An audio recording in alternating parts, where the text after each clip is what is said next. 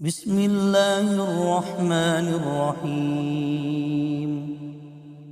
اللهم صل على سيدنا ومولانا محمد صاحب التاج والمعراج والبراق والعلم، دافع البلاء والوباء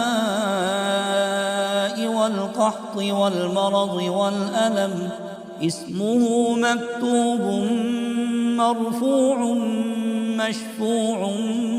منقوش في اللوح والقلم، سيد العرب والعجم، جسمه مقدس معطر مطهر منور في البيت والحرم، شمس الضحى بدر الدجى صدر العلا نور الهدى، كهف الورى مصباح الظلم، جميل الشيم، شفيع الأمم صاحب الجود والكرم، والله عاصمه وجبريل خادمه والبراق مركبه والمعراج سفره وسدرة المنتهى مقامه وقاب قوسين مطلوبه والمطلوب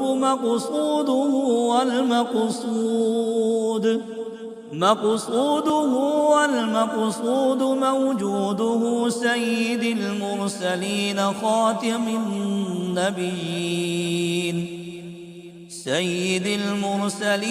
خاتم النبيين، شفيع المذنبين،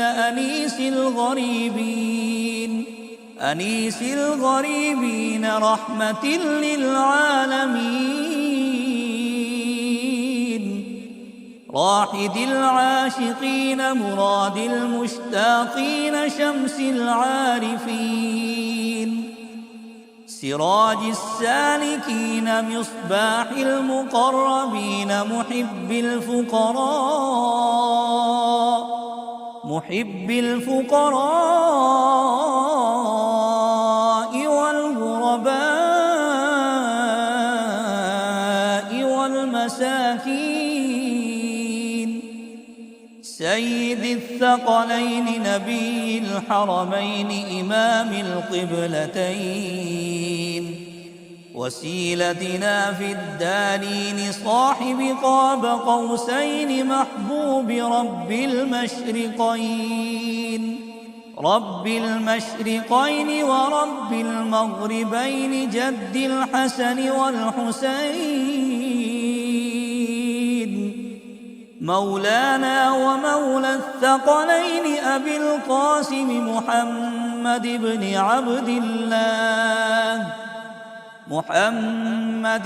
عبد الله، نور من